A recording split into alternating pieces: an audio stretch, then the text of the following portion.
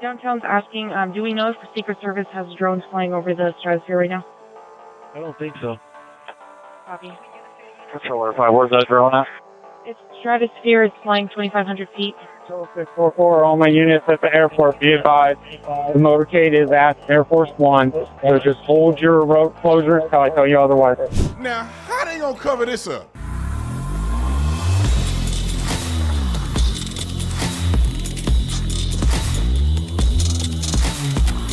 This video is brought to you by Angel Studios' adventurous cartoon series called Tuttle Twins. Man, these cartoons are off the chain. I freaking love them. I'm sick of all the propaganda that they're pushing to our kids, and Tuttle Twins gives a expanded, elevated, adventurous, clever take on certain important topics, and they do it in a way that's entertaining to your kids. Socialism. Huh? Your problem you were describing is a side effect of socialism, or a system where everyone is forced to pay for a good or service, whether they benefit or not. And it fails over and over again. Maybe we just didn't do it right. Everyone says that! The show teaches important lessons through zany adventures and clever stories. Ethan and Emily Tuttle are a pair of inquisitive and daring twins on a quest to learn and grow. And when the twins' grandmother, Gabby, moves in with the family, she begins to teach them all about liberty, freedom, and the economy. With the help of her pet raccoon, Derek, in her time-traveling wheelchair, traverse through space and time with the Tuttle twins and learn to be a better citizen while you're at it. Just so y'all know, Tuttle Twins have over 150 million views. Taxpayers are forced to pay about $2.5 billion to Hollywood for film subsidies, but thanks to the 8,731 investors, Tuttle Twins was funded with zero tax dollars. The cartoon has won awards. You do not want to miss it. Seasons 1 and 2 are now streaming for free on the Angel app. All you have to do is go to the search, type in Angel Studios app, or you can go to angel.com/Officer Tatum. You'll be able to see those 2 seasons. Like this video, like this video, like this video. Let's get into this. Ladies and gentlemen, and ladies, let's talk about this for a minute. Joe Biden had a medical emergency. It has now been proven through 911, or not 911, but dispatch communication between officers and the dispatchers on July the 17th. Now, Laura Loomer mentioned an event on July the 5th, haven't been verified yet, but it makes it likely that these things had been happening because Charlie Kirk broke the incident that happened on the 17th, has now been verified. So shout out to Charlie Kirk and his team for being on top of it. The 17th incident has been verified. Now, we all know that he older than dirt, and he got 1 foot in the grave. He may even be circling the drain at this point. I'm not trying to be funny. I don't like when people have to go down like this. But when you evil, it makes it easier for me to criticize you. So when there's a medical emergency and he's getting rushed to the hospital and cops having to scramble to get him somewhere quickly to cut off the roads and work with Secret Service and all that other stuff, when these things happen, the American people should know this dude is the president. If he's about to stroke out, let me make a prediction real quick, and I'm going to show you this beatdown from Peter Ducey. Let me make a prediction. They have I want to say ram in the bush, but I don't want to make a God analogy with these devils. They have a backup plan. Let me tell you what their backup plan is. Kamala Harris has momentum over Trump right now. Like, she has momentum that's growing harder than Trump's momentum. At some point, the momentum probably will die down. And Donald Trump has sustainable policy positions that will do really, really well, and he will overcome Kamala. However, I can foresee at the 11th hour, Joe Biden stepping down so Kamala will be the president. And that's the last level of momentum that they need to finish across the finish line on November the 8th. That's what they need to do. And that's what they're going to pull out. I would argue that that's probably what they're going to try to do. Joe Biden is going to have a medical emergency and step down, and Kamala becomes the president. Therefore, without any effort, she becomes the first black female president in American history as a Democrat. And then they're going to do this little hoopla, and then they're going to drop the interest rates, and people are going to be buying houses, and they're going to, they're going to try to do that right at the last minute to overcome Donald Trump's momentum. And then they're going to try to indict him on something else and put him in jail right at the end. That's what their plan is. Now, back to the story. Listen to this fool lie about a medical emergency that we all are going to hear, clear as the noonday sun. One more thing that came out over the weekend, there's this new Las Vegas police radio traffic that's published by the Daily Beast where officers were racing to secure a hospital emergency room on July 17th. They were under the impression that President Biden was having a medical emergency. What was it? He was not. As you know, the president, when we were in Vegas, tested positive for COVID. We let you all know, and then we flew back here.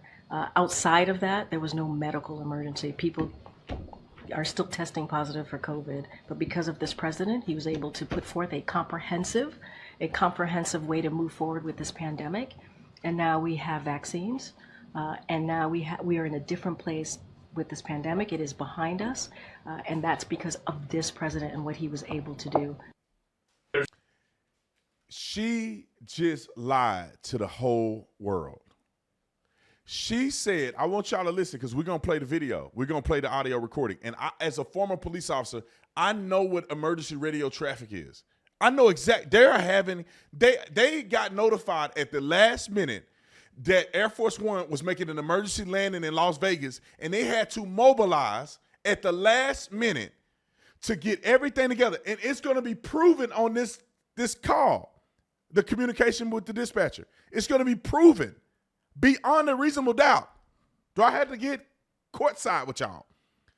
It's going to be proven beyond a reasonable doubt. You're going to hear the officer scramble, and at the end, they're going to say, congratulations, us having to throw that together at the last minute. There is no way on planet Earth that police officers are escorting the president, working with the Secret Service motorcade to get him to a hospital, and it wasn't pre-planned weeks in advance. They will never do this at the last minute.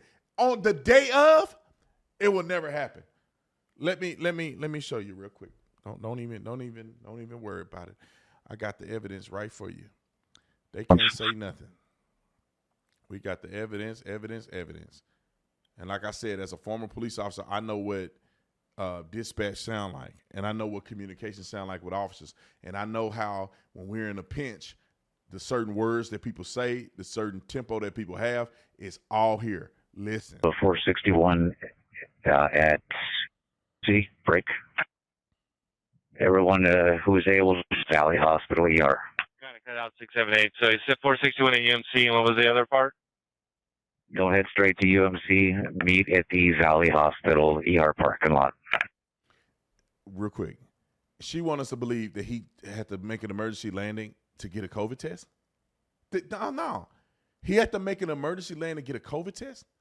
They're mobilizing law enforcement for him to just have a COVID test? 678 acknowledged. So for officers coming to Valley, we're going to meet behind the ER entrance where the ambulances go. There's a little cul-de-sac back there. You'll see me. Yeah. MACTAC alert. The Baldwin Area Command break. He's in the box squad. It's getting a MACTAC alert for the Baldwin Area Command in the box squad. 678, I copy that. Again, any available units, come down here to Valley Hospital right now. Any available units come down to the hospital right now. That's a sense of urgency. That means that if you're not actively on a call, come down to the hospital right now. Now, of course, they can't go lights and sirens and do certain things like that because they have enough time. If you're going to descend, it takes about 20, 30 minutes to descend. So they're going to work this in about 20 minutes. What they don't want to do is start announcing too much stuff on the radio because it's not encrypted. And then people start showing up at the hospital. So they're trying to be a little more discreet. It does seem like during the call they switched to a more secure channel, but we'll get to that in a minute. Copy. There's about 4 units coming to you right now. Maybe this is on a secure channel. We'll get to that in a minute. Need more. Copy that. 678 759. Most of my guys are plain clothes. Can you use this or no? As long as they are fully decked out in readily identifiable police gear. All right, copy that. Yeah, I know you got some southeast units coming over, plus you're in the box squad. I need to get all the major intersections with lights shut down from Desert Inn all the way to Russell.